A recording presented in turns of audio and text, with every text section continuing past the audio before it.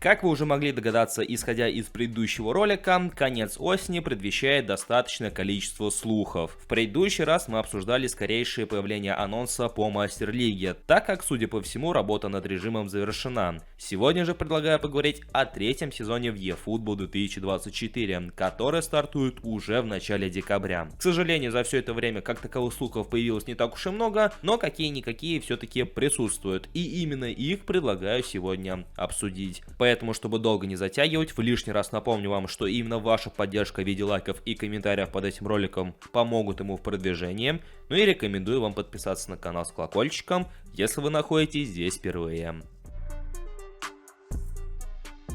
Если мы обратимся к сроку действия каких-нибудь ивентов, паков, то мы можем обратить внимание, что их срок действия подходит к своему завершению 7 декабря. А если мы обратимся к календарю, то это, конечно же, очередной четверг. То в лишний раз позволяет нам сделать вывод о том, что третий сезон в eFootball 2024 стартует 7 декабря. Учитывая предстоящие праздники Рождества, Нового года и прочие отпуска, которые ожидают не только нас с вами, но и Konami, трудно представить, как долго будет длиться данный сезон. В принципе, вариантов может быть несколько, как месяц, так и все два, а того и 3, до середины февраля или до его завершения, кто знает. Но учитывая, что Konami просто по ходу второго сезона растянули его еще на лишний месяц, и такие сценарии исключать нельзя, когда третий сезон вроде как планируется на месяц, а потом продлится на месяца полтора, а того и 2, поэтому здесь даже предугадать довольно трудно. Если вы следите за нашей группой ВКонтакте или каналом в Телеграме, ну или банально самостоятельно следите за новостями в Твиттере, то вы наверняка уже в курсе, что Ренан Гальвани также поделился подробностями касаемо режима «Моя лига». И самая главная подробность касаемо этого режима заключается в том, что с высокой долей вероятности мы ее увидим уже в третьем сезоне, а это получается, что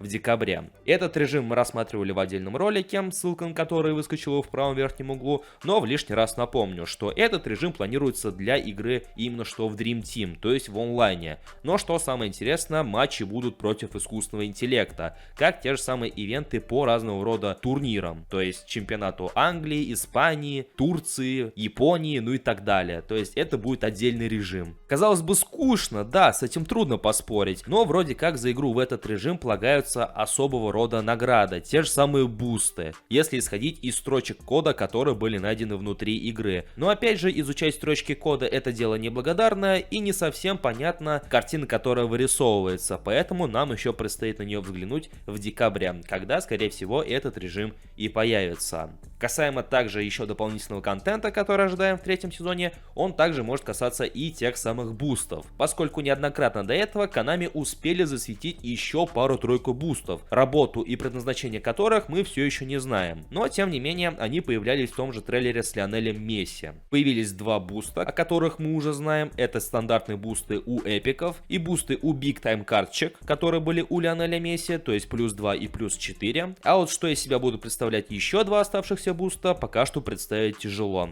И каких карточек они будут касаться, также не представляется возможным уточнить. Ну и конечно же, новый сезон в eFootball должен ознаменоваться появлением новых эпических и прочих карточек в игре. Уже неоднократно в слухах фигурировало появление Неймара именно в третьем сезоне. И как я уже упоминал в одном из предыдущих роликов, в игре имеется его моделька, имеются стартовые скиллы, и ее появление ожидается опять же в третьем сезоне. И на самом деле, если посмотреть назад в прошлое, то история с Неймаром из 2011 тянется уже довольно длительное время, потому что такие же слухи были еще во времена PES 2021. Но получается, что Неймар прямиком из Сантоса доехал до нас с вами только ближе к 2024, к концу 2023, то есть спустя 2-3 года с момента релиза и функционирования PES 2021. Но, как говорится, лучше поздно, чем никогда.